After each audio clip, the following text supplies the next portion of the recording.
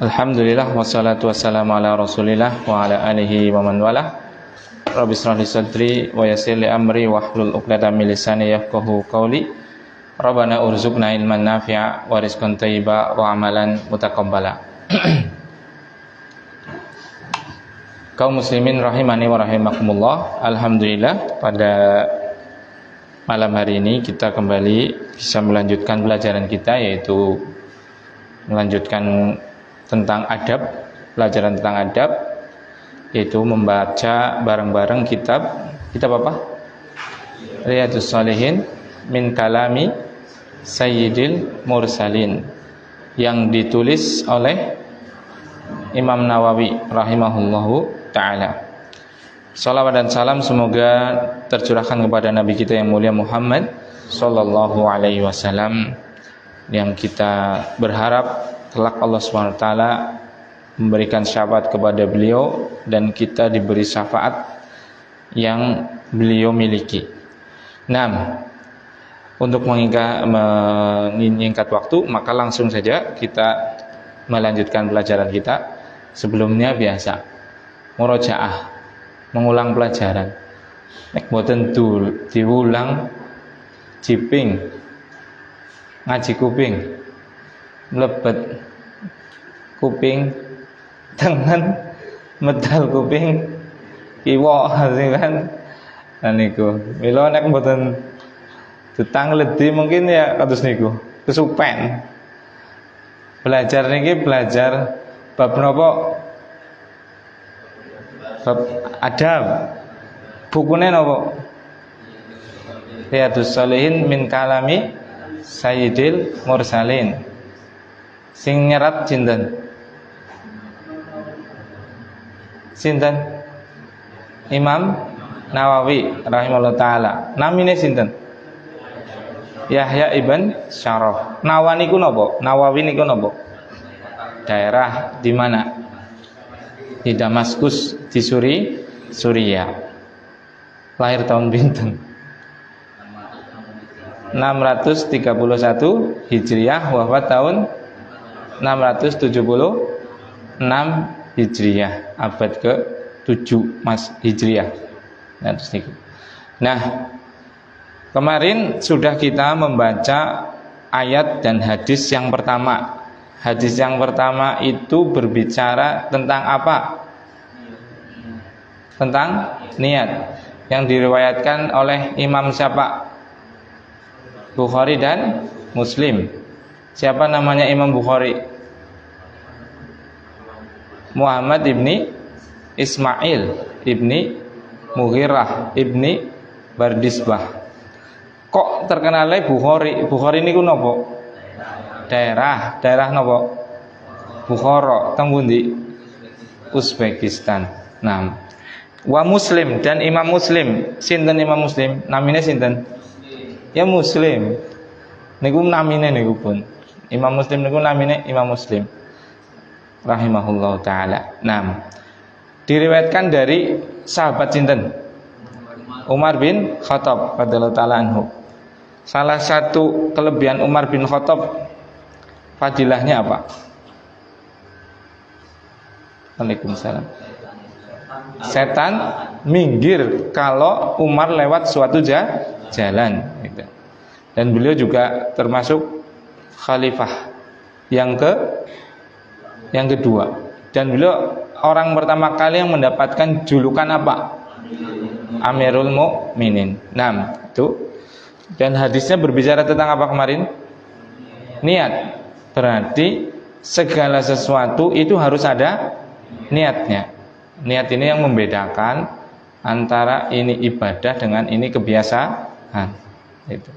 Niat ini yang membedakan antara ibadah ini wajib, ibadah ini sunnah, dan yang lainnya. Sebagaimana sudah kita jelaskan kemarin. Karena memang bab kita adalah bab tentang ikhlas dan menghadirkan niat. Kemudian kita akan baca hadis yang kedua. Qala al-mu'allif rahimahullahu ta'ala. Wa an ummil mu'minina ummi Abdillah Aisyah radhiyallahu ta'ala anhuma qalat qala Rasulullah sallallahu alaihi wasallam yahzu jaizunil ka'bata fa idza kanu bi bayda'a minal ardi yukhshafu bi awwalihim wa akhirihim. Qalat qultu ya Rasulullah kaifa yukhshafu bi awwalihim wa akhirihim wa fihim aswaquhum wa man laysa minhum. Qala yukhshafu bi awwalihim wa akhirihim thumma yub'atsuna ala niyatihim. Muttafaqun alaihi. Hadza lafzul Bukhari. Hadis yang kedua itu dari an Ummul Mukminin, dari Ummul Mukminin Aisyah radhiyallahu taala anha. Dia berkata, Rasulullah sallallahu alaihi wasallam bersabda, ada sebuah pasukan yang sangat besar ingin menyerang Ka'bah. Kemudian tatkala mereka sudah sampai di tempat yang sangat lapang tapi belum ke Ka'bah, tiba-tiba ditenggelamkan oleh Allah Subhanahu wa taala dari pasukan yang pertama sampai yang di akhir. Tenggelam semuanya. Qalat, maka Aisyah berkata, ya Rasulullah, bagaimana ini kok ditenggelamkan semuanya dari yang pertama sampai yang akhir? Padahal di situ adalah ada orang-orang yang pedagang aswak yang nggak niat, mungkin nggak niat apa?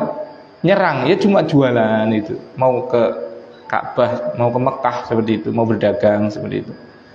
Qala, maka Rasulullah SAW bersabda, yukhshafu bi awwalihim wa akhirihim tsumma yub'atsuna ala niyatihim. Mereka ditenggelamkan dari yang pertama sampai yang akhir, kemudian nanti hari kiamat mereka dibangkitkan dan dihukumi sebagaimana niatnya.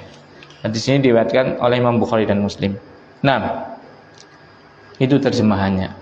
Kita terangkan hadisnya. An Ummul Mukminina Ummi Abdillah, dari Ummul Mukminin. Itu ada bahasa Arab, artinya apa? Ibu. Nah, Ummi itu kan ibu, itu kan? Ummi ibuku. Kalau bahasa Arabnya ummun. Kalau ummi ibuku. Kalau ummuka ibumu. Kalau ummuna ibu kita. Ummul Mukminin, ibunya orang yang beriman. Berarti kita semua itu punya ibu, salah satunya ini. Siapa mereka ibu-ibu kita itu? Selain ibu kita, ibu nasab kita siapa? Azwajun Nabi sallallahu alaihi wasallam. Zaujatun Nabi sallallahu alaihi wasallam. Istri-istrinya Nabi sallallahu alaihi wasallam itu adalah ibu kita. Makanya selepas wafatnya Rasulullah sallallahu alaihi wasallam itu tidak boleh dinikahin.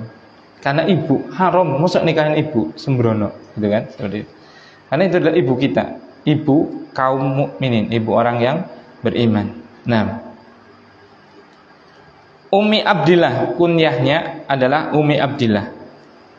Walaupun beliau itu tidak punya anak, ibunya Abdullah, tapi sebenarnya beliau belum punya anak, seperti itu. Dan beliau wafat dalam keadaan tidak punya anak.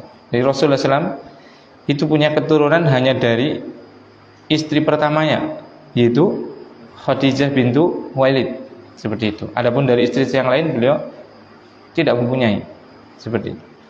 Aisyah radhiyallahu taala anha. Nah, kita kenalan dengan ibu kita. Sangat sembrono. Tiang mboten ngertos ibune, nggih mboten. Sembrono banget lah. Jenengan biunge sinten nggih? Itu misalnya kados niku coba. Ya bocah ilang kados niku nggih.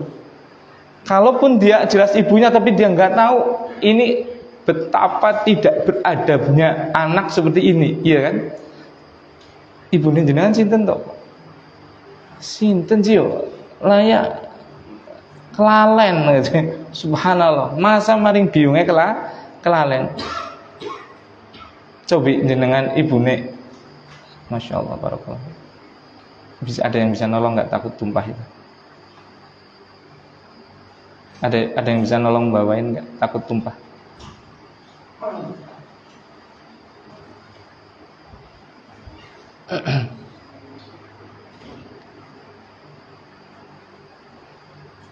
Nah,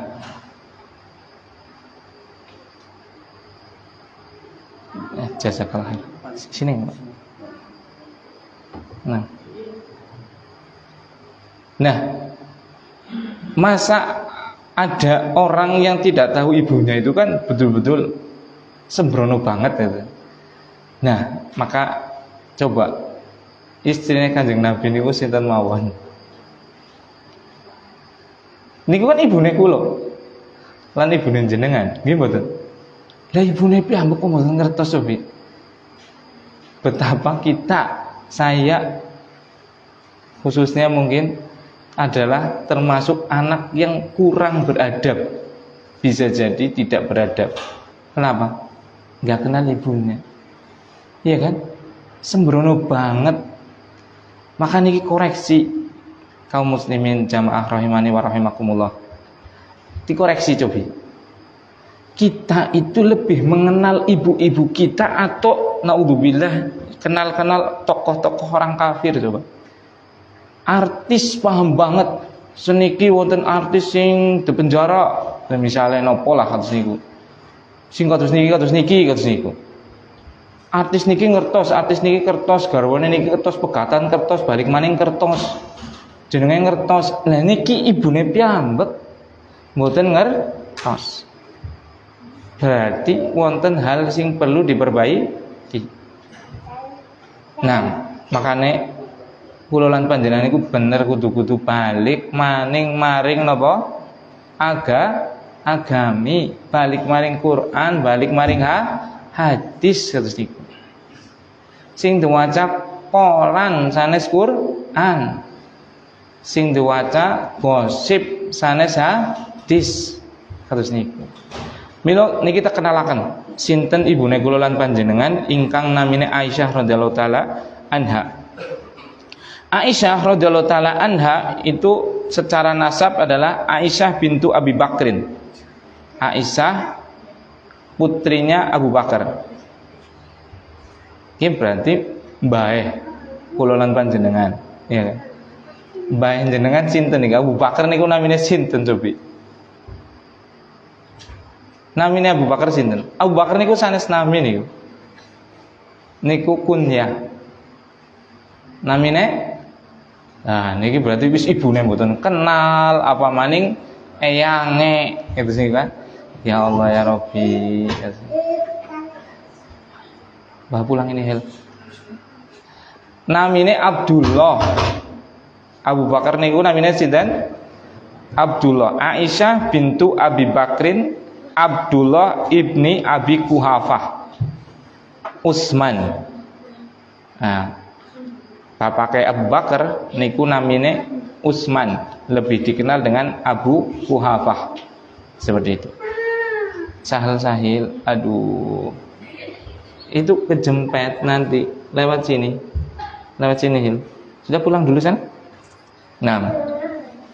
Jatuh situ. Namine sinten? Namine Abu Bakar sinten? Abdullah ibn Abi Kuhafah. Abu Kuhafah niku Utsman, namanya Utsman, kunyai Abu Kuhafah. 6.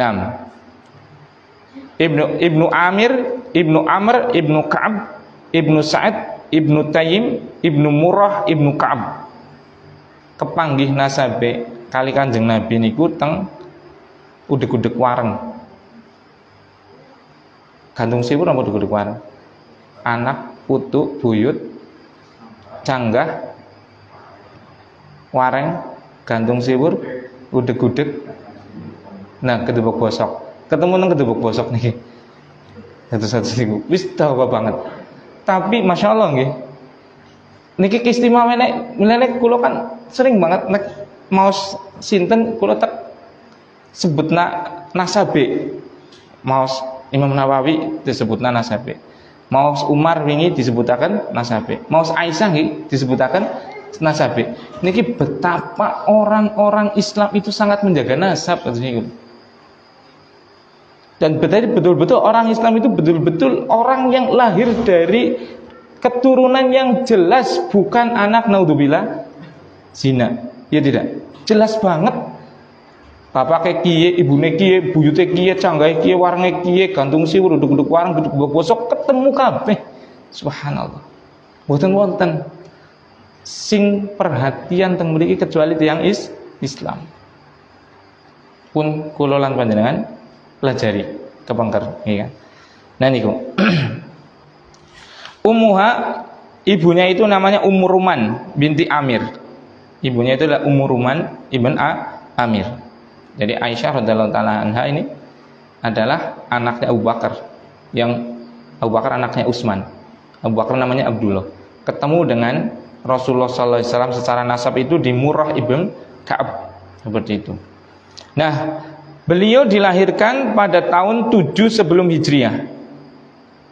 Tahun 7 sebelum Hijriah. Sebagian ada yang melewatkan 9 sebelum Hijriah. 6. Dan beliau dinikahin oleh Rasulullah SAW pada tahun 2 Hijriah. Berarti sekitar umur 9 atau 11 tahun.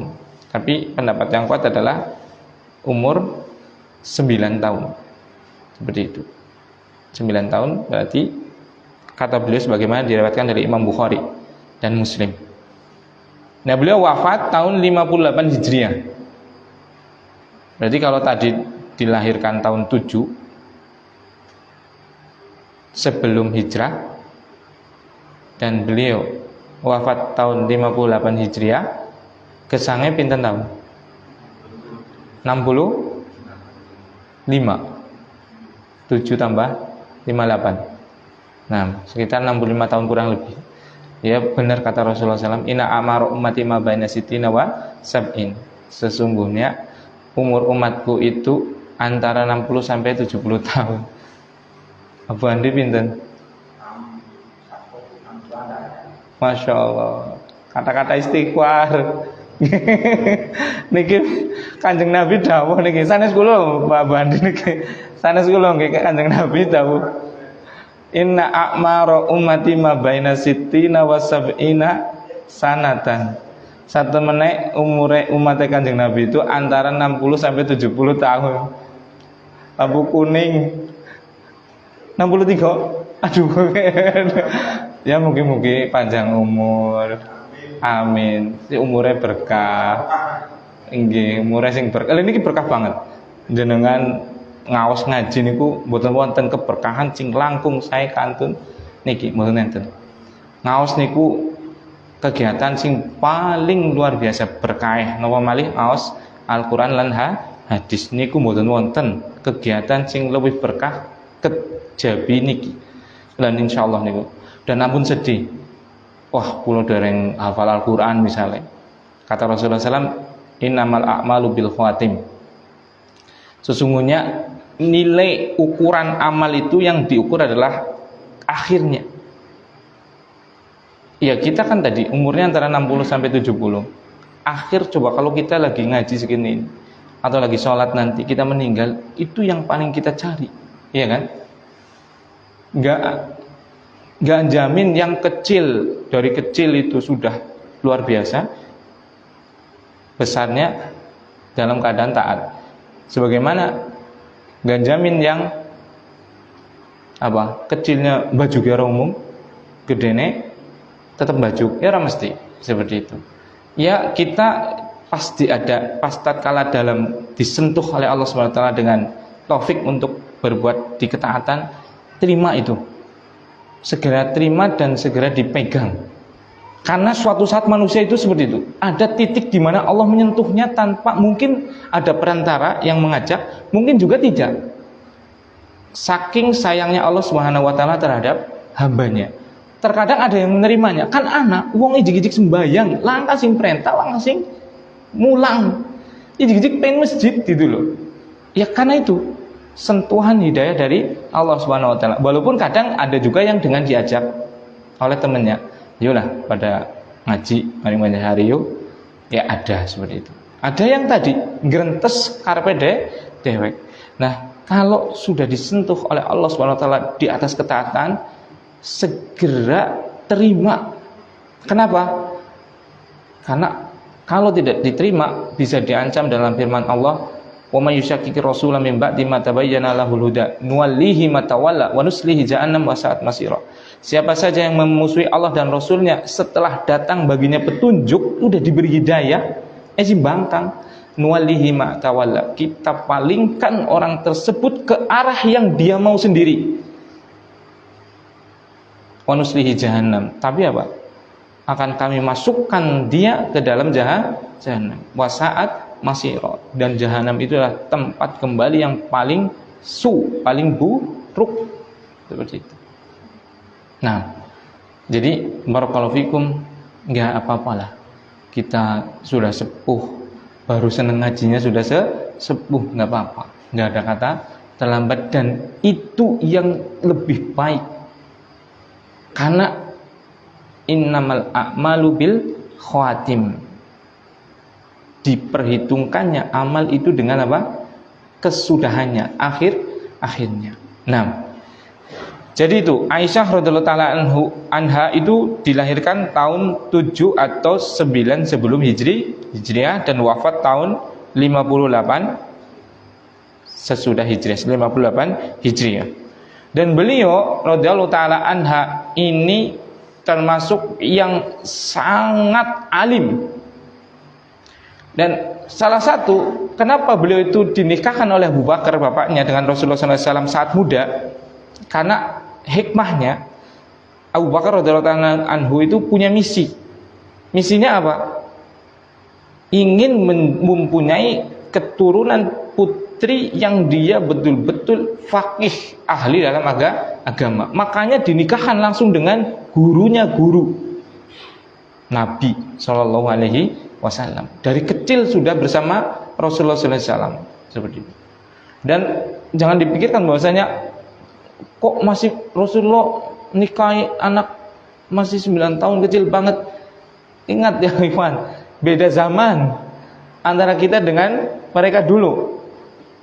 Jenengan mawon niki nikah mungkin rumiyin 15 tahun rumiyin dereng nikah nek ibu-ibu niku termasuk wis tua jere. Gimana? 20 tahun niku bisa disebut perawan tua dia. Karena beda kondisi. Kalau sekarang itu orang terlalu mengejar karir sehingga ngolah ngenteni karire mapan. Kalau orang dulu enggak seperti itu kan. Coba sih tanya ibunya jenengan. Mbah jenengan mungkin kemutan paling umur 16 tahun, 15 tahun wis pada nikah seperti itu. Nah, Rasulullah SAW, Suhel jangan ganggu ya. Udah duduknya baik di situ. Nah, Rasulullah SAW menikahi Aisyah radhiyallahu taala anha itu pada usia 9 tahun dan menggaulinya pada usia 11 tahun. Jadi memang sudah besar dalam ukuran manusia waktu itu. Dan kenapa dinikahi dini? Karena tadi untuk menjaga agama ini salah satunya. Kan coba kalau hadis-hadis yang sifatnya kewanitaan, coba misalnya haid, ya kan? Misalnya nifas, misalnya istihadhah, misalnya cara berhubungan dengan suami istri. Coba jenengan misalnya jenengan dados sahabat Kanjeng Nabi tiang jalan, masa arep tanglet masalah kados niku? Ya pekewuh lah, nggih mboten. Nun sewu Kanjeng Nabi nek ndatengi garwa sing kados pripun nggih? Ya pekewuh, nggih mboten. Mila napa? Salah satu rahasianya adalah Abu Bakar menikahkan Aisyah putrinya pada usia dini karena apa? Untuk menjaga agama ini. Iya kan? Sehingga hukum-hukum yang berkaitan dengan wanita, hukum-hukum yang berkaitan dengan pribadi mungkin rumah tangga dan yang lainnya bisa diriwayatkan. Iya tidak? Coba bayangkan kalau tidak ada yang seperti itu. Istri-istri boleh Hafsah dan yang lain kan udah sepuh-sepuh, ya kan? Ya namanya sepuh kan jenengan. Ngaji seniki manduk-manduk, ngesuk geleng-geleng. Paham. Benjing tanglet boten kertos kesupen katanya kan. Kan kados niku. Tapi benten tiang tesi dalam usia emas, masih muda, hafalannya masih kuat, enggak banyak kesibukan. Kan boten mikir pakai bu. Mikirnya ya iya sing diperintahna nang wong tuane. Perintah kon ngaji ya ngaji dipikir. Duit apa kon ora milih, ora mikir. Dewek kan mikirna duit, mikirna kasal, mikirna kiye, mikirna kuwe, kakan pikiran. Akhirnya nggak ngaji ya, kadang ya madan. Ya istekai alhamdulillah. Wis gelem teka ngaji wae alhamdulillah oleh berkah ya. Kamu di sini ngeliat berkah iki wis gampang iki kan. Ngeliat berkah urip kang ngaji terus niku. Nah, Nah itu Aisyah radhiyallahu taala anha dinikahi Nabi SAW dalam usia 9 tahun dan didatengin itu pada usia 11 tahun. Salah satu hikmahnya tadi agar ilmu agama ini bisa teriwayatkan, terjaga seperti itu. Makanya Imam Az-Zahabi rahimahullah taala menghitung jumlah hadis yang diriwayatkan oleh Aisyah radhiyallahu taala anha. Nah, itu sekitar 2000-an lebih. Beliau meriwayatkan dari sekitar 2200-an lebih. Banyak sekali hukum-hukum yang diriwayatkan melalui hadis Nabi sallallahu alaihi wasallam lewat jalur Aisyah radhiyallahu taala anha, seperti itu. Karena tadi beliau adalah istrinya sendiri, otomatis ya paling dekat dengan Nabi. Nah, beliau itu termasuk, Aisyah ini termasuk wanita yang paling mulia. Karena tadi anaknya orang yang paling mulia setelah para nabi. Manusia yang paling mulia adalah siapa? Para nabi dan rasul, ya kan? Setelahnya siapa? Setelah para nabi dan rasul siapa? Sahabat. Dan sebaik-baik sahabat siapa? Abu Bakar radhiyallahu taala anhu. Ya, anaknya wong apik. Jadi ya nggak salah kalau jenengan arep golet mantu niku mikir bibit, bobot, bebat. Itu nggak salah. Rasulullah SAW istrinya itu nggak ada yang nun sewu loh. Dalam artian nggak ada yang biasa-biasa saja, nggak ada. Semuanya adalah istimewa. Semuanya adalah apa? Istimewa. Khadijah itu luar biasa istimewanya. Nah, begitu juga Hafsah, yaitu anaknya siapa? Umar radhiyallahu taala anha, seperti itu. Umar radhiyallahu taala anhu, seperti itu. Nah, karena Allah Subhanahu wa taala berfirman, "At-tayyibatu lit-tayyibina wat-tayyibuna lit-tayyibat." Wanita-wanita yang baik itu untuk laki-laki yang baik. Laki-laki yang baik untuk wanita yang baik. Makanya coba lihat, istrinya Rasulullah semuanya orang baik. Istrinya Abu Bakar ya semua orang baik. Istrinya Utsman ya semuanya orang baik. Fatimah, istrinya Ali radhiyallahu taala anhu, ya kan? Seperti itu. Siapa Fatimah? Bintu Rasulullah sallallahu alaihi wasallam. Siapa Ali? Sepupunya Kanjeng Nabi. Iya, orang baik semua kan? Kecuali ada yang dikecualikan, itu cuma untuk permisalan saja, itu sedikit. Seperti misalnya Imratu Fir'aun, istrinya Fir'aun itu orang ahli surga, tapi dapat suami bukan nakal. Itu sejelek-jeleknya umat di bumi. Karena dia berani mengatakan wa ana rabbukumul a'la. Aku adalah Tuhan kamu yang paling tinggi, gitu kan. Tapi istrinya malah ahli surga, seperti itu kan. Itu pengecualian aja. Tapi secara asal, secara umum adalah apa? Bahwasanya perempuan yang baik untuk laki-laki yang baik. Laki-laki yang baik untuk perempuan yang baik. Dari sini bisa mengambil pelajaran ya Zaini. Antum kan belum nikah, ya kan? Udah nggak usah sibuk-sibuk antum mencari target yang ini, yang itu, yang ini, yang itu. Iya tidak? Apa? Tipsnya apa?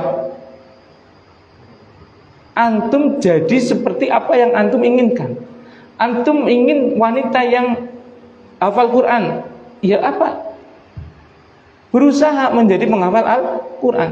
Antum ingin wanita yang bersihan, ya menjadi orang yang bersihkan, ya kan? Seperti itu. Karena at-thayyibatu lit-thayyibina, seperti itu. Jadi coba kita menginginkan perempuan yang baik. Apakah perempuan itu akan menginginkan laki-laki yang apa nane? Ya ora, ya pada baik, pada menungsa, ya ora. Pada menungsa kepengennya sing apik, seperti itu. Ya maka apa? Posisikan kita pada posisi di mana perempuan yang ingin kita dapatkan. Sebagaimana kalau kita perempuan, ya posisikan kita seperti orang laki-laki yang ingin kita menjadikan imamnya, seperti itu kan. Jadi seperti itu. Itu pelajarannya. Ngeliat mantu ya aja urusan kakean bingung. Ya Didik anak kita menjadi orang yang baik, insya Allah oleh mantu apik. Itu pelajaran. Pelajaran berikutnya apa? Angger ribut karo bojo, karo wong wadon, apa wong wadon ribut karo wong lanang, aja nyalah-nyalahna banget maring pasangane. Karena apa? Ya at-thayyibatu lit-thayyibina wat-thayyibuna lit-thayyibat, ya kan? Ya anane wong wadon ya gambarane wong lanang, anane wong lanang ya gambarane wong wadon. Kodene jengkel temen dadi wong wadon ora manut babar blas, prebae tika ora tuwe nafkah ringin nyong. Kan kayak gue. Ya kayak gue kan. Jadi akhirnya apa? Urusan nyalah-nyalahna banget dari apa? Muhasabah, introspeksi. Karena apa? At-thayyibatu lit-thayyibina wat-thayyibuna lit-thayyibat. Seperti itu. Kalau seperti ini kan jadinya kan. Jeneng kok cerewet ya Mbak. Ya Dek. Kok bisa dosa burung Mas? Burung. Ya wis pada. Kakek ngomong temen ya kan. Kan kayak gitu kan. Aja nyala-nyala wong wadon, ora pengertian, ora diadab. Wong lanang teka mau trasi, mau brambang, misalnya. Lah wong lanange mbek cerewet, esuk-esuk burung kosok guyu, urung apa-apa seruput kopi. Ya kan? Seperti itu. Makanya tadi salah satu faedahnya dalam kita berumah tangga, gak usah terlalu banyak menyalahkan pasangan. Introspeksi diri, ngaca. Makanya sing jenenge wadon, wong wadon ki nang bahasa Arab dijenengi mar'atun. Mar'atun itu perempuan. Angger diwaca mime diwaca kasroh dadine apa? Asline mir'atun. Apa artinya mir'atun? Hah? Cermin, iya kan? Mar'ah perempuan, mir'ah cermin. Kaca gue ngaca. Rika ngaca bapak-bapak. Wong wadone Rika kowe kaya Rika, ndeleng ngaca. Ora tuh salat kon njaluk wong wadon sing tahajud bae karo wengi. Dek ora tuh maca Quran njaluk bojone kudu maca Quran. Ngaca. Kowe kacane Rika, kowe bojone Rika. Ya pada bae wong wadon yo kacane ya sing lanang iku. Jadi adem, ora padu baik. Rika sih yu masih jeluknya yu. Musim wadon ya yu udu kok kan seperti itu. Ya karena tadi kita tidak belajar. Tapi kalau belajar kan tadi. Nah, jadi Aisyah itu seperti itu. Aisyah radhiyallahu taala anha. Jadi beliau itu termasuk orang yang paling cerdas karena memang sudah disiapkan oleh bapaknya untuk menjadi penuntut ilmu dari kecil. Makanya langsung dinikahkan dengan gurunya guru yaitu Rasulullah Shallallahu Alaihi Wasallam. Nah, jamaah rahimani wa rahimakumullah, garwane Kanjeng Nabi niku aslinya setunggal, yaitu Khadijah radhiyallahu taala anha. Selama menikah dengan Khadijah, beliau nggak pernah nikah lagi. Setelah Khadijah wafat radhiyallahu taala anhu, baru beliau nikah dan tadi nikah lebih dari 4 malah, dan itu kekhususan untuk Rasulullah Shallallahu Alaihi Wasallam. Dan ini namanya perempuan itu tadi mar'ah itu mir'ah. Mar'ah itu cermin, ya kan? Cermin ya nggo ngaca pertama, sing keloro sing jenenge kaca kepriwe sedulur? Gampang pecah. Iya ora? Gampang pecah. Makane wong wadon ki cemburuane ora lumrah. Ibunda kita baik Aisyah, baik Hafsah, baik Sofia dan yang lainnya itu cemburuan banget. Jadi ya wajar nek wong wadon ki cemburuan. Makane sing arep poligami apa sing wis poligami ana ora ngene. Boten-boten? Boten-boten. Abang Andri siap boten? Boyok iki mangkreng gitu. Serak kuat nih. Kayak misale sing wong apa napa duwe niatan arep bojo loro apa telu apa papat ya, mikir ping 1000. Ya bener gue sunah Kanjeng Nabi sallallahu alaihi wasallam. Tapi niki niku sing jenengan nikahi niku kaca sing mudah pecah.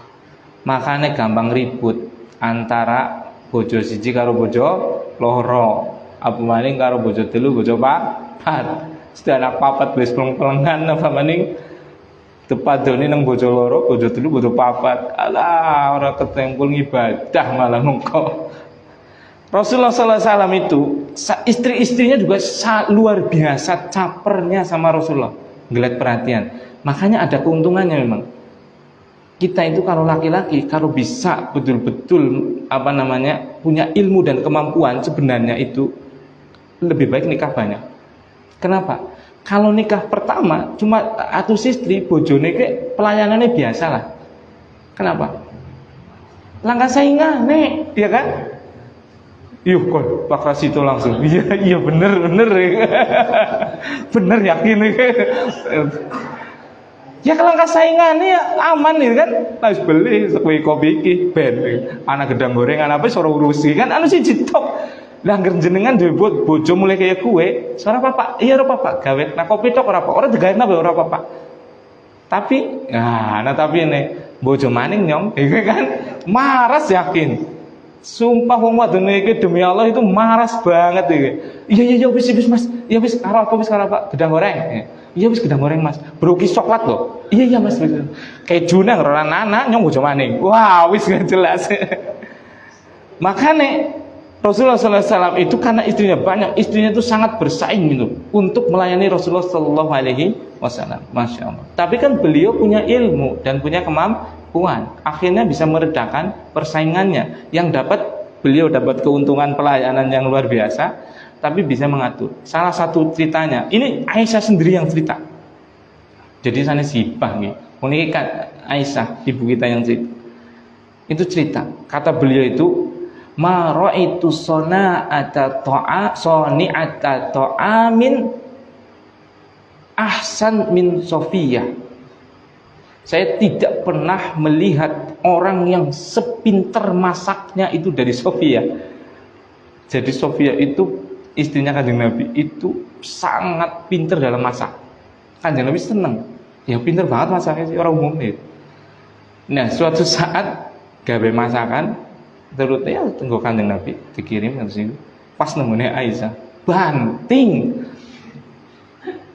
Masakannya itu banting coba. Niki sanes nyritakaken niki. Niki Aisyah sendiri sing dawuh niki. Dibanting ngapane? Piringe karo masakane. Saking apa? Cemburu nih, sembarangan ki Sofia. Wong ki jatahe nang Kanjeng Nabi nang gone grone kula kok malah dikirim. Wis ngerti masakane nyong kalah karo Sofia, dikirim ya kan. Wong Kanjeng Nabi ora gelem nedhi masakane kula pripun ya. Dibanting niku. Masakane sanes tiyang iki. Masakane kali piringe dibanting. Tapi nopo? Terus banting pripun? Niki kehebatane sahabat dan itu tidak pernah mencari pembenaran. Makanya tatkala marah kan wajar, akhirnya membanting makanan itu. Langsung, ya Rasulullah, ma kafaratu dzalik. Ya Rasulullah, apa ini? Kafarohnya, gantinya apa? Saya salah. Masya Allah. Itu sahabat itu seperti itu. Sahabat itu bukan orang yang enggak bersalah, jamaah. Semua orang itu salah. Kullu bani Adam khata'. Tapi apa? Wa yaru khata'ina tawwabun. Tapi sebaik-baik orang yang bersalah adalah yang paling bersegera untuk tobat.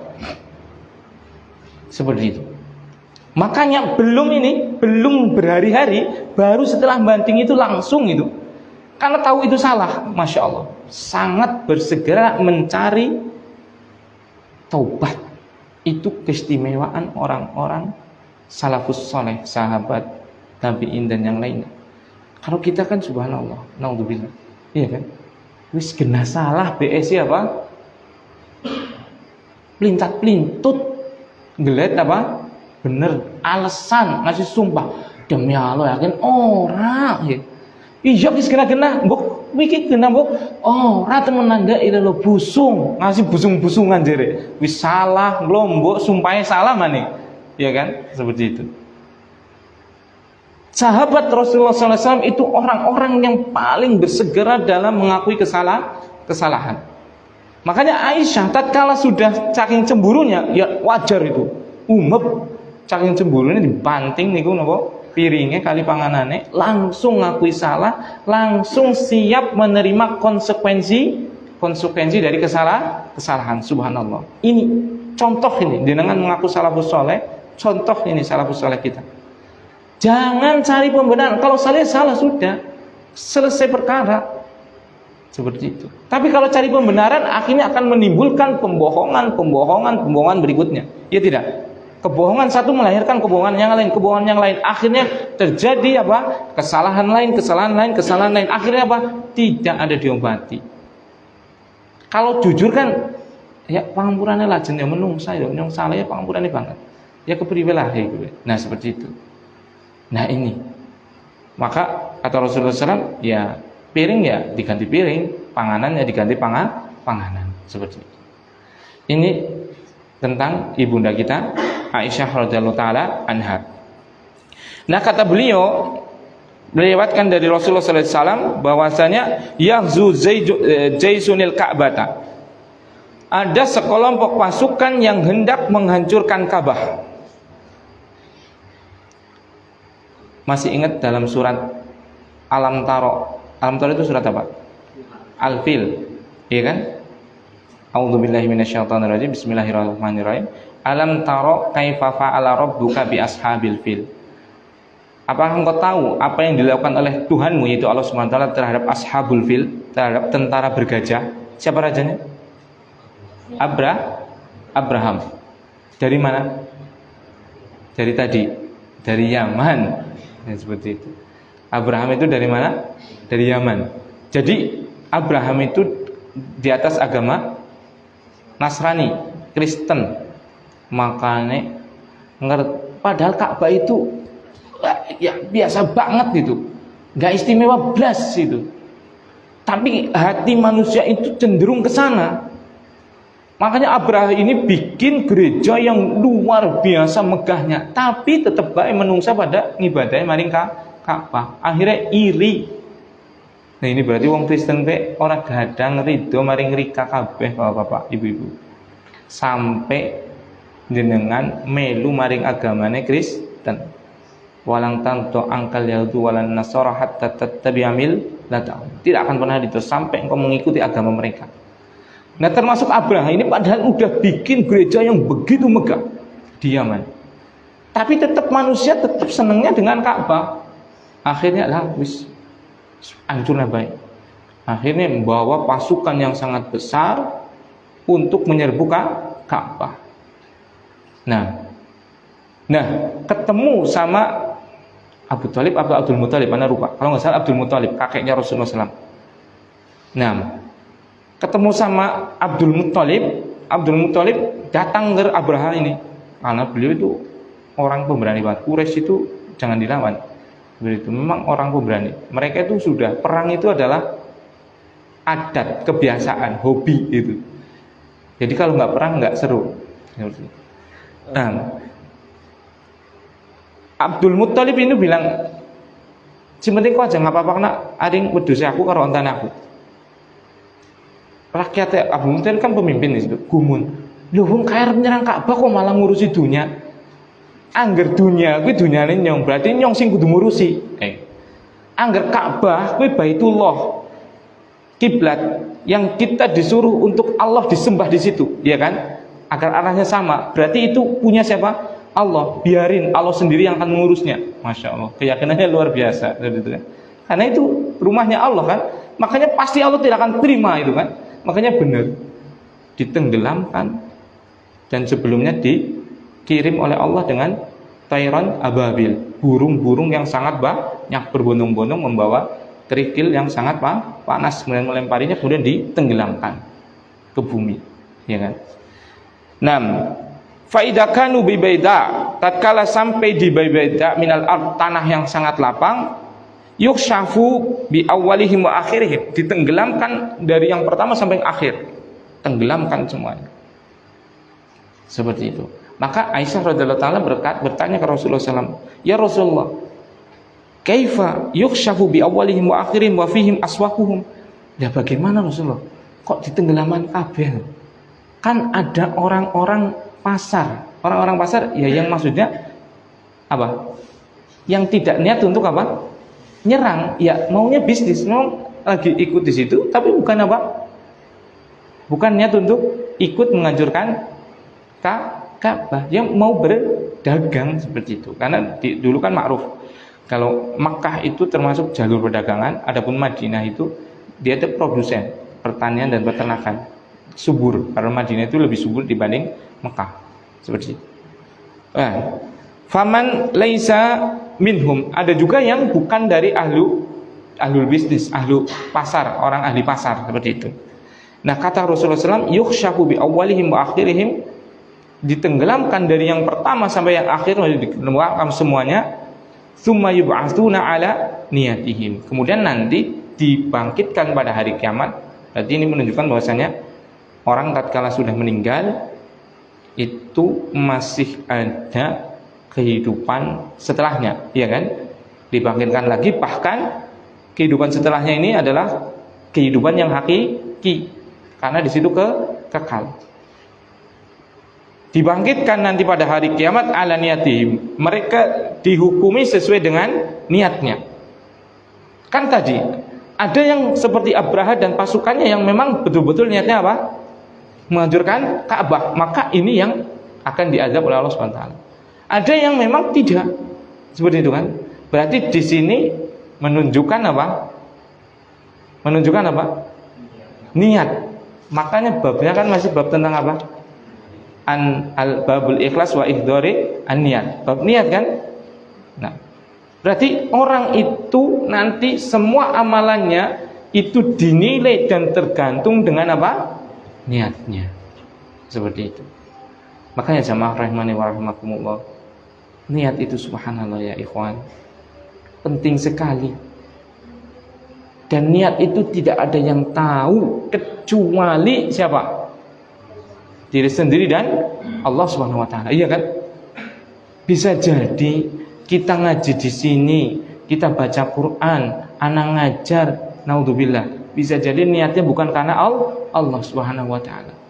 Maka terus perbaiki niat kita. Dalam kita sholat, kita yakinkan saya nggak sholat kecuali lillahi ta'ala. Dalam kita berucap, dalam kita membaca Quran, dalam kita bersedekah, dalam kita berkurban, dalam kita serawung karo tangga teparo. Inna salati wa nusuki wa mahyaya wa mamati lillahi rabbil alamin. Sungguh salatku, wa nusuki dan sesembelihanku, kurbanku, wa mahyaya, hidupku dan matiku hanya satu ya ikhwan, lillahi rabbil alamin, hanya untuk Allah, Rabb semesta alam. Itu gak boleh ada niat-niat yang lain. Dan tidak ada yang tahu niat kita kecuali Allah Subhanahu wa taala. Adapun dohirnya, antum ya aja ngomong lagi, lah kan wis cadaran iki nana niate busuk mbok. Enggak boleh seperti ini. Kita ngukumi itu dohirnya. Orang sudah sholat ya kita hukumi sebagai orang baik. Orang baca Quran ya kita hukumi sebagai orang yang baik. Orang yang sedekah ya kita hukumi sebagai orang yang baik. Aja ditebak-tebak isine ati. Seperti itu. Karena isine ati lah nggak ngerti. Loh paling kaya kaji-kaji nanan. Lah sering kan ngomong kayak gini, melasih banget loh. Kaji orang ngerti apa-apa. Kaji kan orang ngerti apa-apa. Ya kaji wong kaji.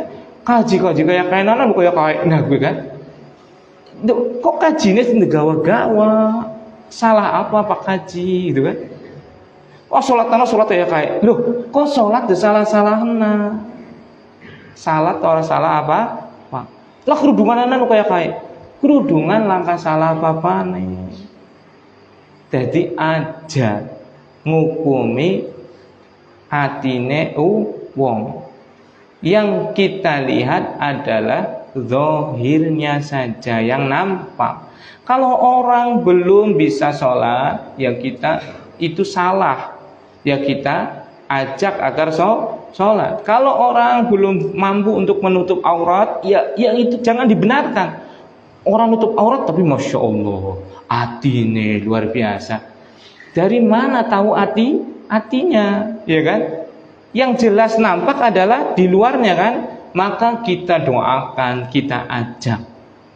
Yang salah kita sampaikan salah, tapi zahir, jangan menghukumi batin.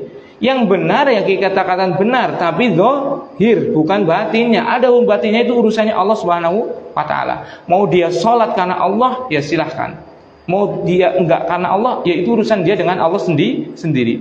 Yang kita nilai adalah apa? Zahirnya. Dia sudah kurban, ya sudah. Jangan diburuk-burukan. Dia sudah jadi Pak Haji, ya sudah. Jangan dibawa-bawa haji nek salah. Seperti itu. Dia ini, dia itu, ya kita hukumi zahirnya. Kayak gitu diadem.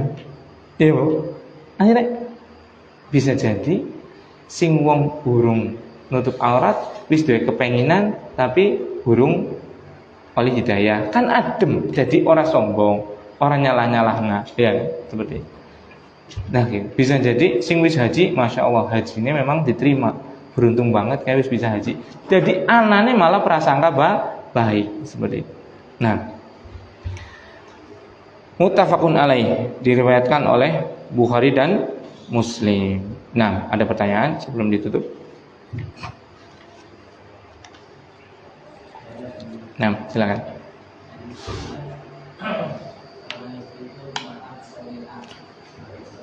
Seorang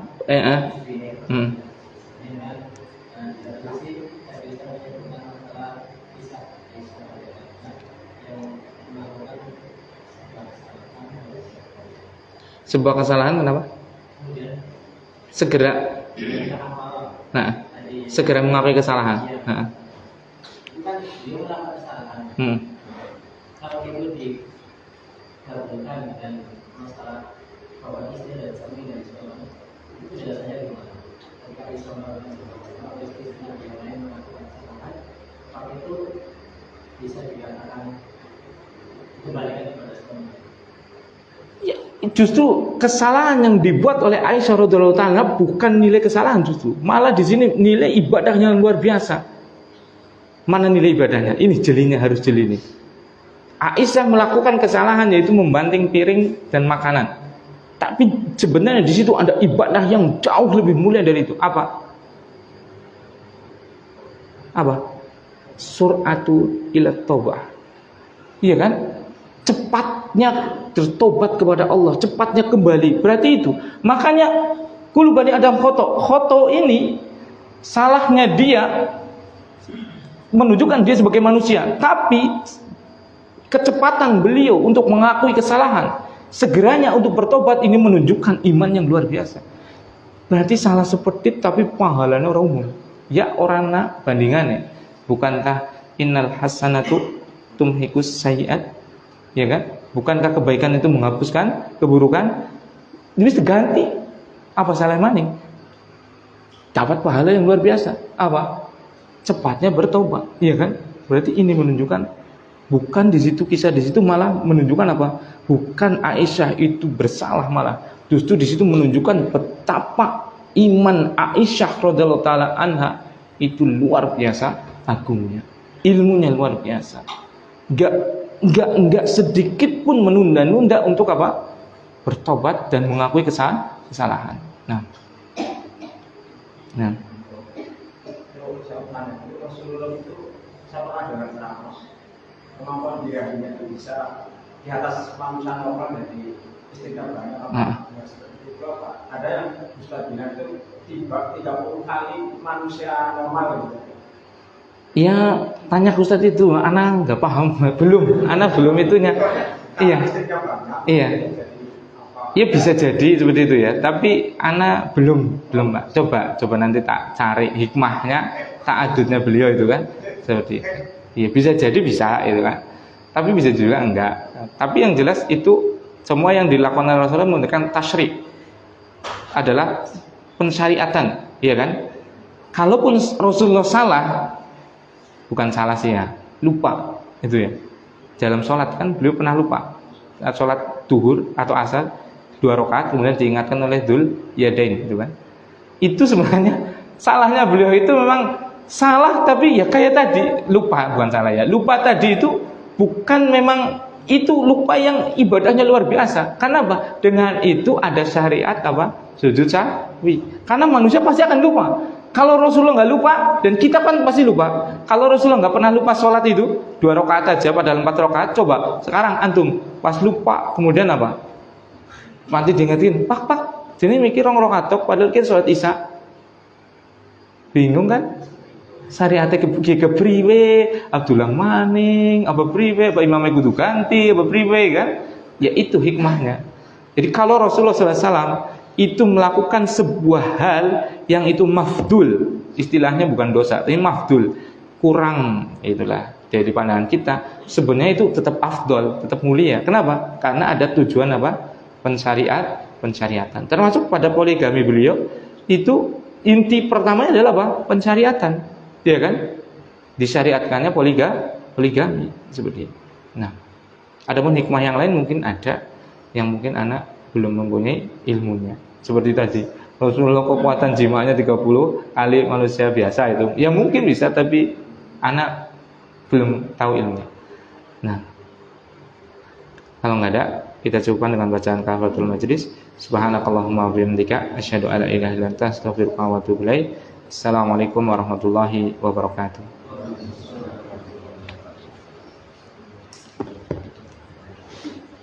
Abah Zaki.